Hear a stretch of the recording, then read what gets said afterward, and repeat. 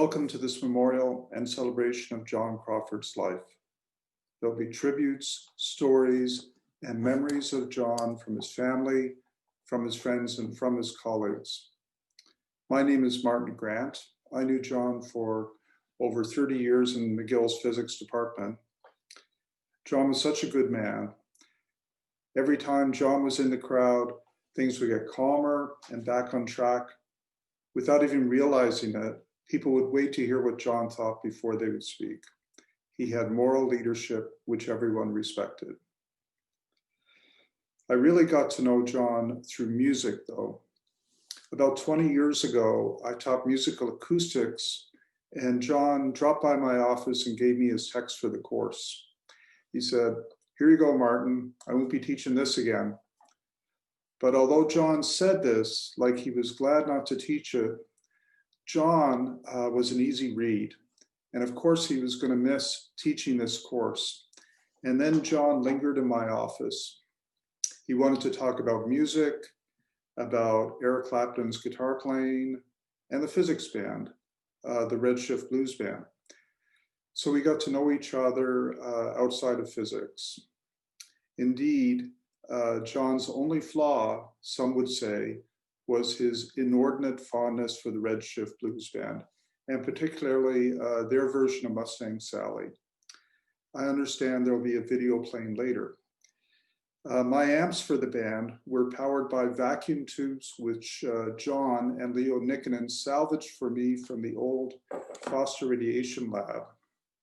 Hence, the humming of the cyclotron with many vacuum tubes powering many physics experiments became the sound of a band which was proud to be, if not better than other bands, at least louder than other bands.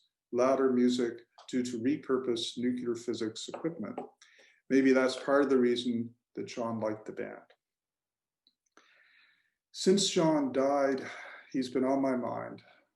Walking down the street, I see someone walking by with an easy smile, and before I can stop myself, I think, hey, it's John. And I turn to say hello.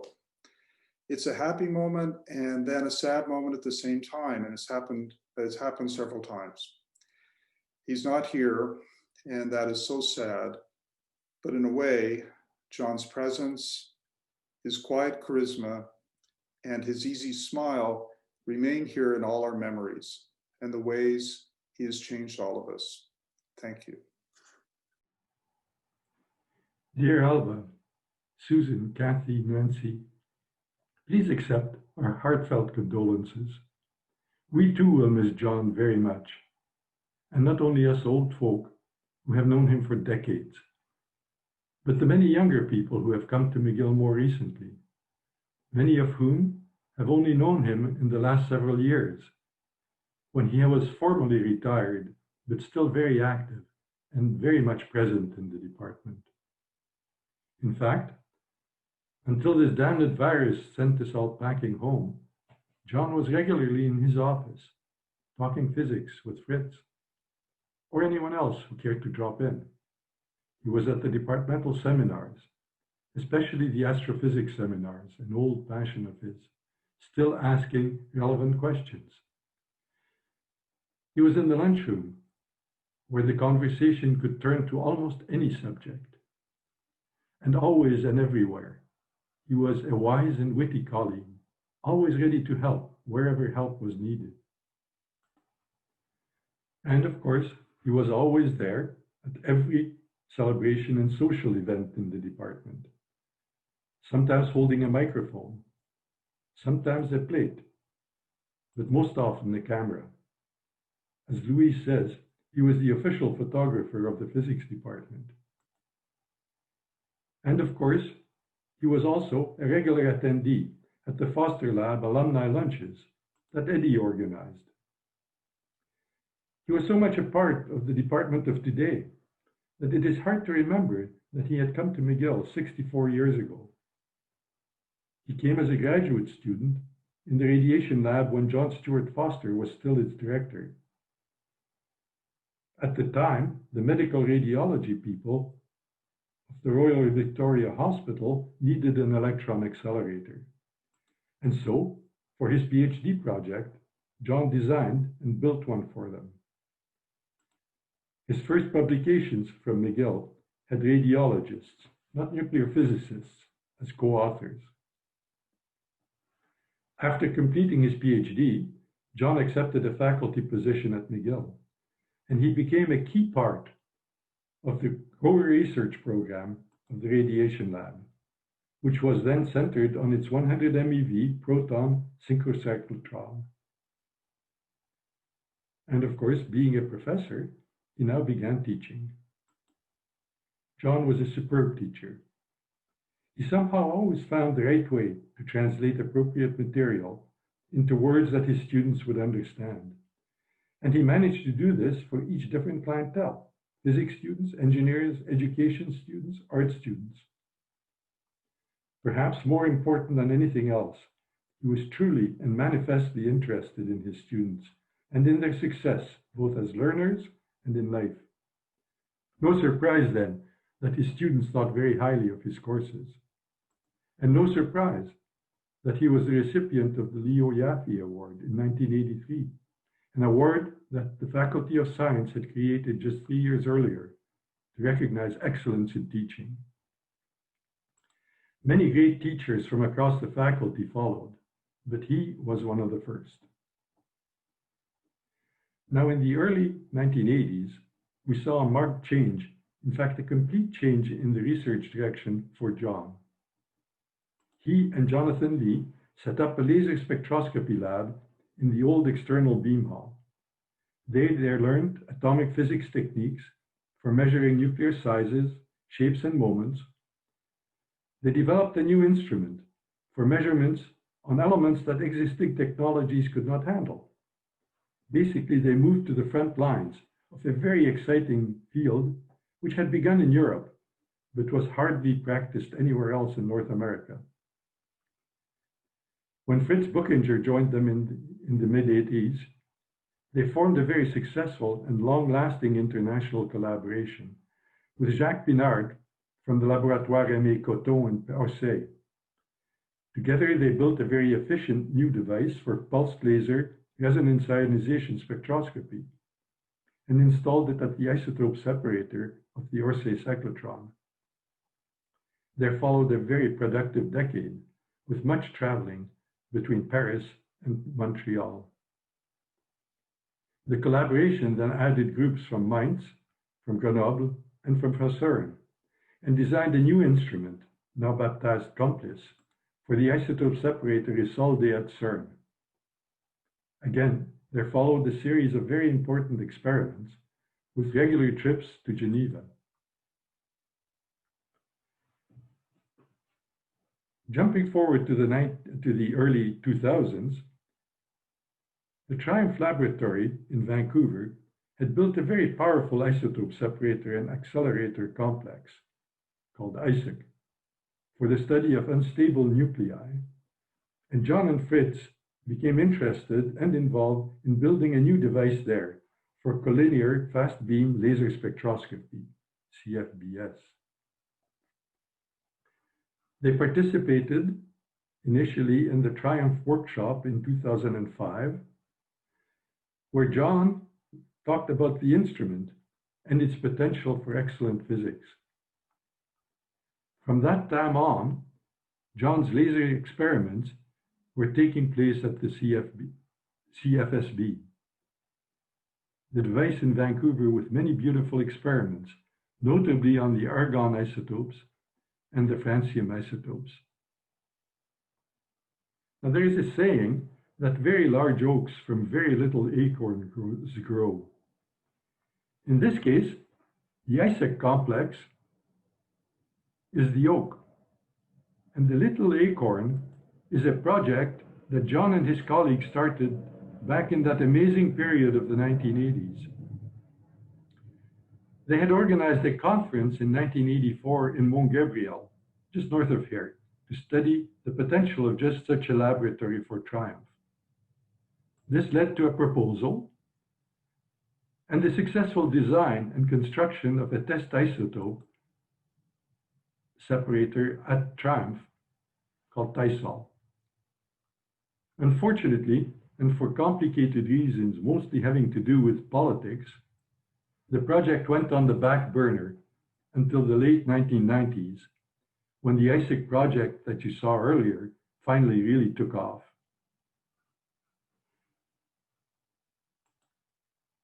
I know that I have left out many, many things from this story, and I apologize for that.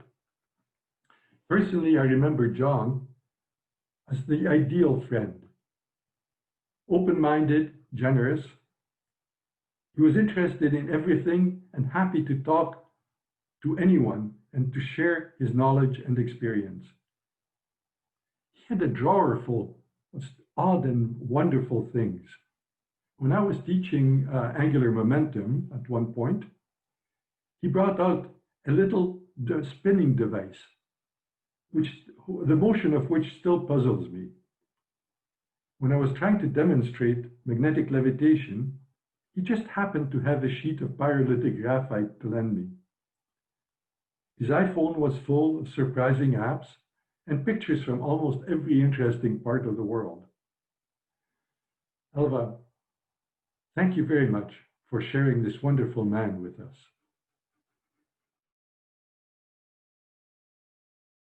Hello, everyone. My name is Diane Nalini de Kerkhove, and I want to extend my deepest condolences to Mrs. Elva Crawford and the whole Crawford family for the loss of the wonderful Professor Crawford.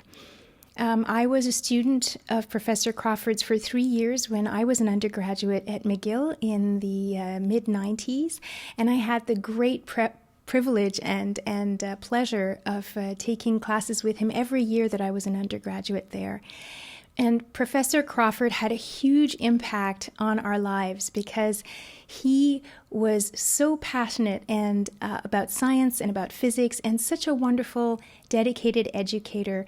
I think I must have seen him almost every day that I was at McGill, and I never saw him without a smile on his face and a positive word of encouragement for everyone who came across him. He had a wonderful way of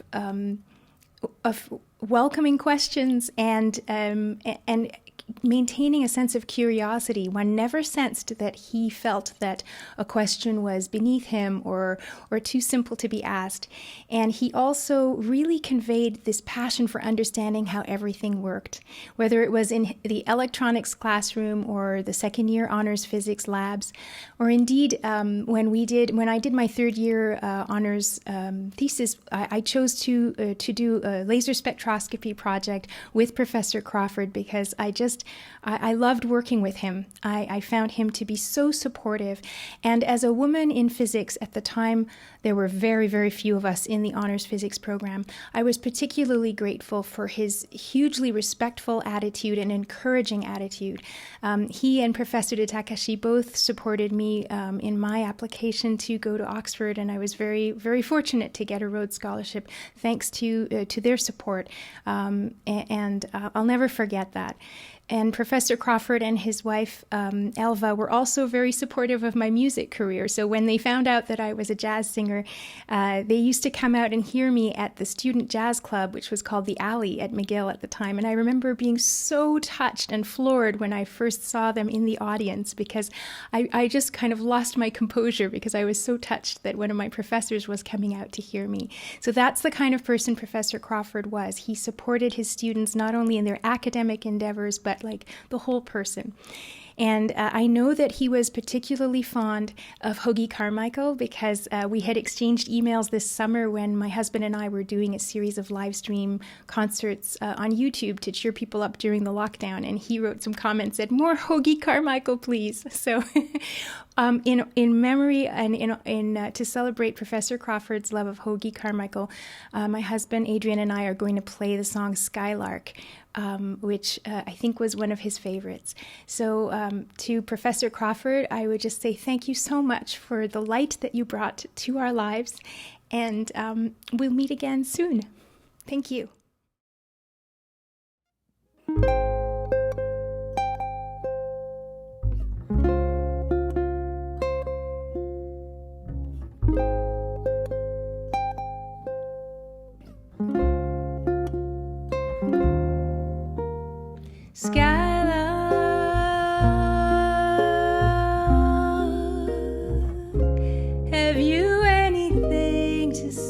light in me.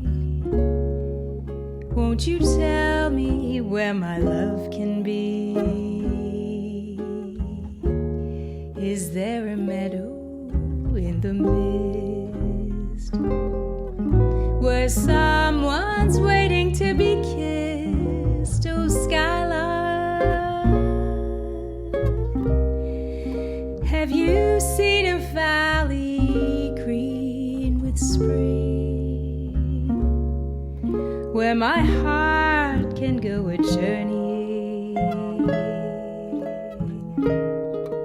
over the shadows and the rain to a blossom-covered lane?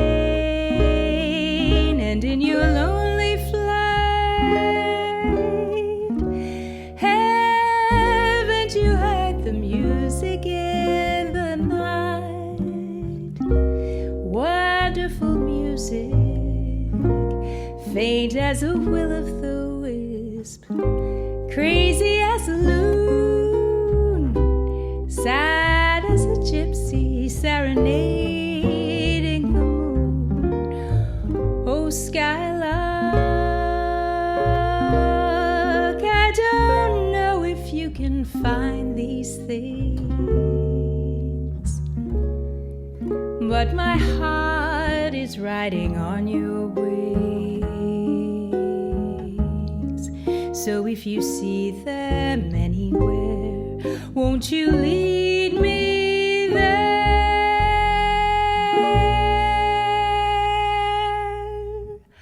Oh, skylark, won't you lead me there?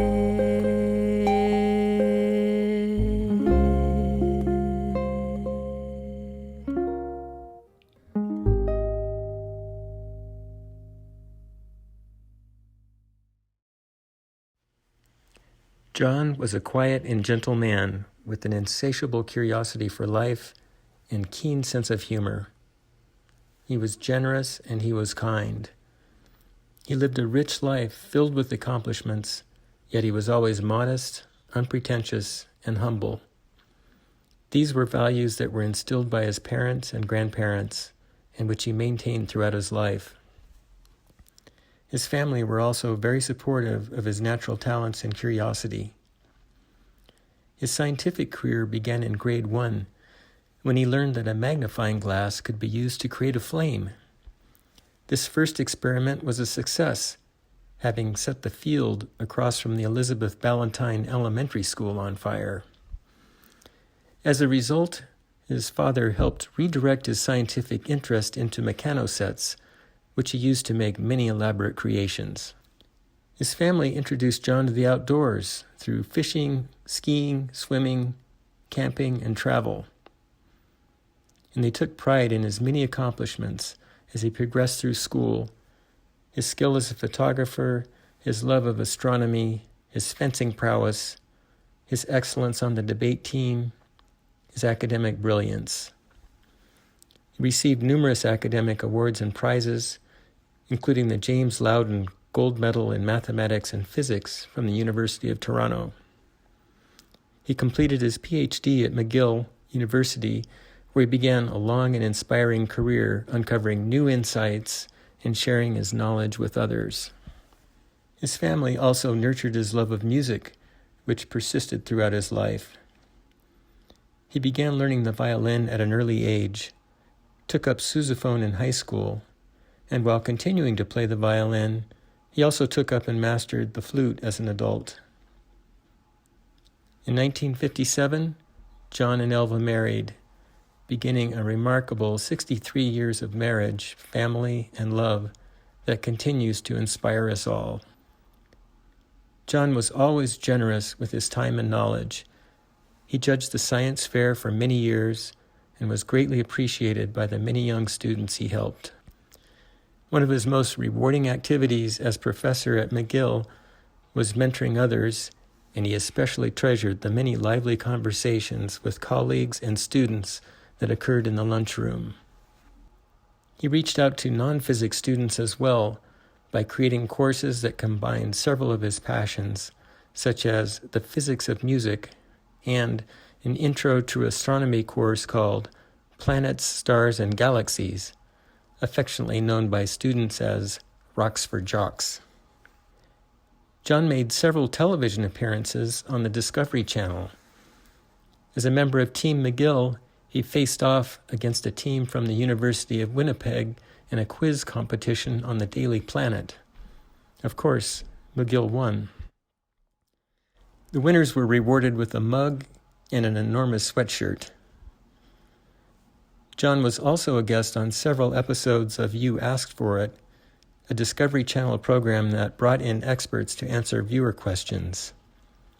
His favorite question to answer was, if you want to prevent aliens from beaming information into your head or tracking you, do you wrap aluminum foil around your head with the shiny side in or out?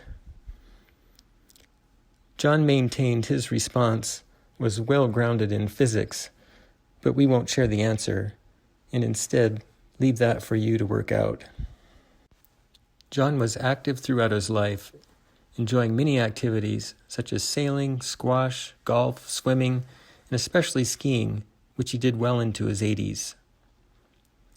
John loved to travel, and he and Elva visited many places that most people only dream of, such as Venezuela, Argentina, Patagonia, Peru, Iceland, Australia, India, Alaska, Hawaii, the Galapagos, Greece, Turkey, Mexico, and Morocco. He avoided large organized tours, preferring instead to arrange excursions on his own. In Iceland, this resulted in a socially distanced visit to a glacier on a giant bus carrying just 2 guides and John and Elva. And here they are, with crampons affixed, ready to hike the glacier. An especially memorable trip for all, in celebration of John and Elva's 60th anniversary, the family joined together on an Alaskan cruise. His last trip was to Morocco, but what a trip it was. They traveled with driver and guide, and by camel, over the high Atlas Mountains to a campsite in the middle of the Sahara Desert. There, under a completely moonless and cloudless sky, they arose at 3 a.m. to view a magical sky full of the most amazing stars, fulfilling one of John's lifelong dreams. Perhaps above all, John loved his family, and he took great interest in everyone's progression through life, providing support and encouragement along the way.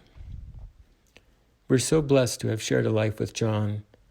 The memories we cherish and the values John lived are with us always, to help carry us forward as we follow our own paths, striving to be more generous and kind.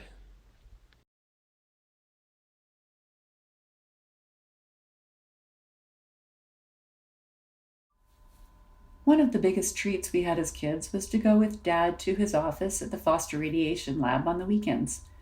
We drew on the chalkboard as he worked, and then he would entertain us by using liquid nitrogen to freeze bananas and rubber hoses solid, and then would smash them to smithereens with a hammer.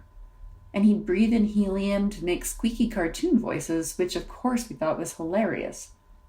When I was a teenager, the lab acquired its first microwave oven, and I remember laughing as Dad and his colleagues, driven more by curiosity than good sense, put everything into the microwave that one isn't supposed to, like metal-edged cups and eggs in their shell, just to see what would happen. Later, when I was a student at McGill, I got into the habit of stopping at that same office at the end of the day on my way to my apartment. He was always interested in hearing about my classes and was thrilled to show off his latest computer technology and talk about his ongoing experiments. He never did end up really retiring from there. He loved that lab like a second home, and I still cherish the many bonding moments I had with him there throughout all those years. When I was little and my friends asked me what my dad did for a living, and I said that he was a physicist, more than once I was asked, "What is that, a gym teacher?" Perhaps that would have been something else he could have done in life, because so many of our memories of Dad have to do with sports and playing in the outdoors. He enjoyed all outdoor pursuits, and we loved that he always had time for us. We loved diving off his shoulders into a lake or a pool, practicing a perfect frisbee throw, going camping, canoeing, sailing, and of course skiing, especially the part after ski lessons when we were little, and he would pull us by our ski poles back to the parking lot. He made us laugh, even when we were freezing cold. Sometimes he was like a kid himself. You should see the film footage of him doing somersaults off a diving board. Always finding fun and humor in life. To us, he was the coolest dad. There's a greeting card among my baby book memories collection that reads something like, "Congratulations, next one will be a boy." If my father ever felt overloaded by the number of women in his life, then he deserves an Academy Award for Best Actor. It never showed. His mother and aunt were among the very first female McGill graduates. His wife was a career professional. He saw nothing different for his daughters. We learned the girl things that society taught us just fine, but also learned about timing belts on cars, how to use baseball gloves and bats, how to use computers and play Space Invaders, how to drive nails and screws, and we were taught to paint entire basements, including the cement floors, to exacting standards. I will miss his enthusiasm for music and movies of all genres, his sense of humor, and most of all, his gentle but fierce love. Among his many computing skills, John was a master with Photoshop.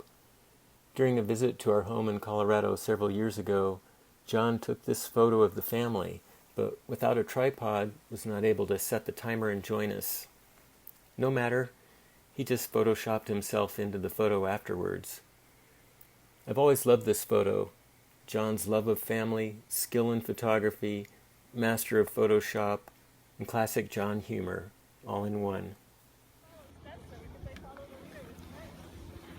Many of my memories of John revolve around skiing. From skiing the Matterhorn to telling him my intentions of marrying his daughter Sue while John and I were on a chairlift at Jay Peak. We had very happy times on the slopes, and this video of us at St. Sever was taken just 3 years ago. It really shows off his great style.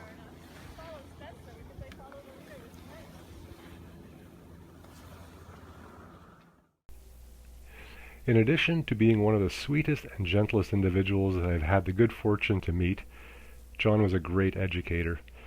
He has left me with some words of wisdom, a German phrase that he learned from a colleague and shared with me. Ich bin alt und habe meine Gewohnheiten. Simply translated, I'm old and stuck in my ways, a sentiment that I most certainly share. And perhaps even more important, at least for the well-being of those around me, is the importance of the safe use of flammable liquids during food preparation. John had mastered the technique of safely delivering flaming brandy onto the Christmas pudding each and every year. A final thought, and to paraphrase the song The End by the Beatles, a band that John very much enjoyed. In the end, the love you receive is equal to the love you give. And John was surrounded by love just as he loved those around him. One of countless beautiful memories with Opa that I cherish, watching the Hale-Bopp comet together. Brilliant, impressive, awe-inspiring, and unforgettable, I will miss him dearly and treasure my memories of him and the impact he had on my life. So eternally grateful for all the light, love, and knowledge you shared with everyone you've met. Your never-ending curiosity for life and exploring the world will live on through your beautiful legacy. I remember having an eye-opening conversation with Opa once, where I asked him about the concept of infinity, and he told me that it means something without bound. I believe his love of learning and teaching was infinite. It's hard to decide what you want to say, but honestly, my favorite memory about Opa is how contagious his energy was. Everything about him was positive, no matter the situation, and he always had a smile on his face and made sure people around him laughed. I'll miss you, Opa. I love you. My best memory of Opa is all his little physics gadgets and experiments that he would show me. It could be as simple as a napkin and a pen, and he would entertain me for hours. I always had a smile when he was around. I'll miss you, Opa. On every visit to Oma and Opa's house in Montreal, I loved to peek into Opa's study and see the new ways in which he was investigating the world around him. His curiosity and zest for discovery captivated me as a child and still inspires me today. When I think about Opa, he's always laughing and happy. He took such joy in life and loved to share it with us. I remember every year at our holiday gatherings, he would take a pair of wine corks and do his magic trick. Once, Gemma and I snuck up behind him as he stood in a doorway, and later he taught me the trick.